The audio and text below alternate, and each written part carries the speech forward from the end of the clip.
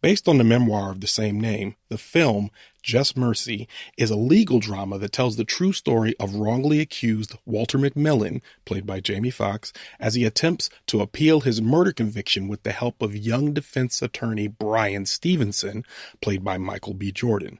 It's a common story of racism and inequity played out in the U.S. criminal justice system set in rural Alabama. I'm Ronald Young Jr., and this is Leaving the Theater.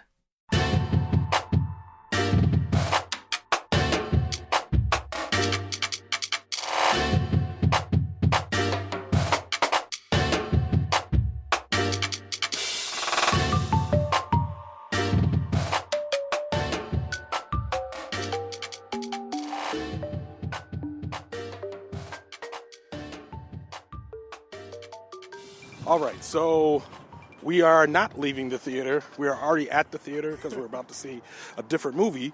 But I recorded this review before, and because the levels weren't set correctly, I was not able to use the sound. But luckily, the guest that I saw that movie with, I'm seeing the same movie, a different movie with him tonight.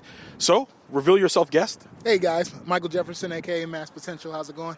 All right, it's your boy Big Ronald, and this is our thoughts on Just Mercy. So, let me get a better notebook. I should stand over here. Yeah, it's already in the car. All right, so Just Mercy, directed by Destin Daniel Cretton. Screenplay by Destin Daniel Cretton and Andrew Lanham. Based on the book Just Mercy, A Story of Justice and Redemption by Bryan Stevenson, starring Michael B. Jordan, Jamie Foxx, Rob Morgan, Tim Blake Nelson, Rafe Spall, Brie Larson, and O'Shea Jackson Jr., a.k.a. Ice Cube Jr. Yeah, Ice Cube's son. That's right. I like how you call him Michael Bay Jr. Or Michael Bay Jordan. Yeah, I heard it one time, and I've never been able to hear it again. This wind is not a game. It's fitting. This wind is not a game. This wind is not a game. Okay. Oh, man, it's all wind. It's all wind in the microphone. See that? Where can we stand? I guess we got to go back inside. Let's just go back inside. Okay, so basically what our thoughts were initially. Okay, it's too windy out here. We can stand in there. Can we even get in there? I think it's just the stairway down. Oh, true. Let's do that. Unless it creates a wind tunnel by us standing in there. That's possible. Physics being real. Man, will we get this review done? Oh, yeah, we could just stand right here. All right, it's going to be a little echoey. So if the wind dies down, we'll step back outside. Okay, so anyway, what we thought about this movie, what I thought about this movie was that it was heavy-handed. Yes. It was extremely heavy-handed. They went to great lengths to show how racist Alabama was. And for a brief plot term, which I said at the top of the episode, it's the story of Walter McMillan, I believe his name was, and how he is wrongly accused of murder and then placed on death row, subsequently convicted and placed on death row.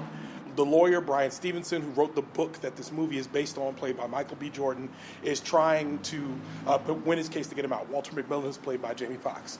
So we're already rooted in racism because they're in Alabama. Right. It's almost like because we're in Alabama is how you know it's racist, right? They just, hey, it's Alabama, it's racist. I don't know if I necessarily agree with that 100%, but I think we all are on the, okay. I don't want to say it wrong. I don't want to disrespect anybody from Alabama, right? But it's true. And I think they go they do a great length of saying like, hey, yo, this is Alabama, this is racist. They got them using the N-word with the hard R just occasionally. Yeah. They got the deep music going. Yeah. They got the long looks coming from the white folks, that type of thing. Everybody staring, yeah. They have all these things that are like supposed to be indicators that this place is racist, but it's done in such a way that, of course, you're going to feel emotionally manipulated into thinking it's like, relentless. Wow, these people, yeah, it's relentless. It's not just hey, it's racist, like set up the racism and then just remind you periodically. It's almost consistent. Like in every scene, something terribly racist just happens for no reason. Well, for a reason, but like overkill. Like we get it. You said it was Alabama. We're there. And that's the thing. I believe the reason for me is not necessarily to add any richness or depth to the story, right? But more to set the mood for what's to take place later in the movie. Exactly. So that the triumphant moment is more triumphant, but that's not. It wasn't necessary. No, it absolutely wasn't, because we already get, by the nature of the crime itself and by the nature of how everything went down, we already get how horrible it is. Now, I will say, if this is on par with the book, if they're doing the same thing that is done in the book and they're just representing that on screen, which I highly doubt. I haven't read the book, but I would read the book to find out. Then that makes more sense. If they're translating that to screen, then it makes more sense. But if you're just trying to make a good dramatic movie, and it came out during Oscar season, it didn't, and we know the nominations now, was not nominated for anything, I don't believe. Wow, really? Yeah. I'm surprised. I mean, I think it was. It seemed like the perfect thing. It seems like it was made for the Oscars. Like it might as well have been written, directed by a guy named Oscar, right? It was 100% an Oscar bait movie, and based on what I know of the nominees, there's no reason why this movie could not have been included. So that's a whole other conversation. Yeah, I'm not well versed enough to know, but I am surprised to hear that it's not on a one list, right? It's not in one category, right? So. With all of that being said, and I liked the movie, and me and Michael Jefferson talked about this. We both liked the movie. Yeah. Unfortunately, it just the heavy-handedness of it all, and there's several scenarios in which the heavy-handedness almost shines through. Can we talk about the dog? Oh my The racist God! dog. Yes. At one point, there's a courtroom scene. People are walking into the courtroom, and I know that dogs can be racist. I understand, but not racist in the way that humans are, but just led to believe that darker people are enemies. But that being said, there's a moment where people are walking into the Courtroom. the courthouse. courtroom, but they're going through the metal detector. Yes, there it is. And as a woman walks in, it's a montage, and as one of the women walks in, the dog barks. And I turned to look at Michael Jefferson, and I was like, "Come on, man. Even the dog? We get it, man. It's Alabama, and racist. this is in the final act, right? Like we're at the end. You guys, we get it. Yeah, and I think that's what got me. If this had happened earlier in the movie, I would have been like, okay, you guys are setting the tone, right. But you guys are talking about like in the third act of the movie, like you guys are still doing these little things. I'm like, we get it, man. We know it's racist. So we get it. So there was a point in the movie where Ronald kept getting upset because of how heavy-handed it was, and every time they introduced some new like racist act or racist dialogue, Ronald just throws his hands up, right?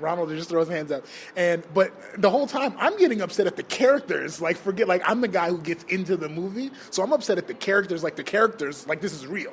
Like the characters wrote the dialogue, and Ronald had to remind me, like, no, you're upset with the writers, you're upset with the directors and creating these scenes, right? Yeah, and that's the thing. I think you make a bring good point, because I was angry in the first half of the movie. I was angry, but as it tipped over and the instances of racism just became like, all right, come on, guys, get to the meat of the story. Yeah, tipped over is a good word. It's almost like you had racism in a jar, and eventually it just kind of fell off the table and scattered everywhere. Yeah, it was almost like they were almost like cartoonish at some point. Yeah. And I'm like, when we get to that point, I don't necessarily think it was just hard for me to sit there and watch and be like, all right, come on, guys, we get it. They're racist. We know. You could tell it either wasn't written or wasn't directed by a person who had experienced actual racism, but their idea of what a person who experienced racism would go through.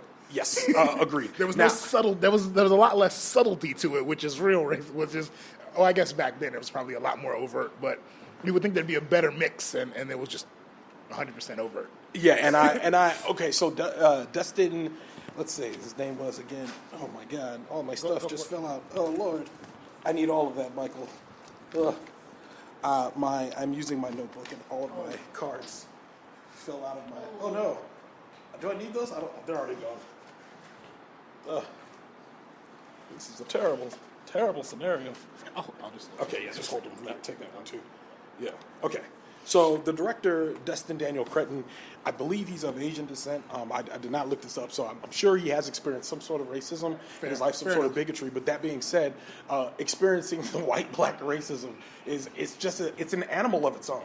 And it's really hard to me, it's like, I'm sure that apartheid and racism are comparative, but I don't live in South Africa, so I imagine that it's different over there, even though you're used to the idea of white people being disparaging towards black people, but it's like it's a different animal. Yeah. And you can tell that this guy I don't think he necessarily had grasp of that animal for this movie. Yeah. And we could be talking completely wrong. It could be the book. This could be, word for word what the book was, but it just seems like that wouldn't be a good book if that was the case, right? Yeah, and I agree. But the book is based on a true story. So I mean, the book is a true story. So it was tough in those regards. With all of that being said, we both thought the movie was good. I think it should be on any other day in which this movie has more nuance, has more structure. This could be a 4.5 star movie. But as it is, I gave it 3.5 stars. I think that's fair. Yeah, I think that's fair. Which puts it right in the middle of me liking it and loving it. I liked it a lot, but there were some drawbacks. Yeah, it could have. Yeah, there's some fixes, right? It could have. Yeah, I'm with you. And they weren't, and it wasn't quite there. So, with all that being said, we're about to go in and see another movie, which you guys will hear from us very soon. But you guys know what that means in the meantime. Hold this for 1 second. Just hold the bottom. Yeah, there we go. Yeah. Oh, there we go. All right, so Leaving the Theater is a production of Oh It's Big Ron Studios. Theme music by the mysterious Breakmaster Cylinder. You can get updates about this show and other Oh It's Big Ron Studio shows by following me on Twitter and Instagram at Oh It's Big Ron. That's at OHITSBIGRON. If you like this podcast, check out our sister podcast, Time Well Spent. I want to thank my guests so much for why are you giving me that look? No. All right, I hear the music. That's why. Okay. As soon as you started doing that, I want to thank my guest, Michael Jefferson, for being here. yeah, no problem. Thanks for having me. This is always fun. And Leaving the Theater will be back very, very soon. I'll see you at the movies.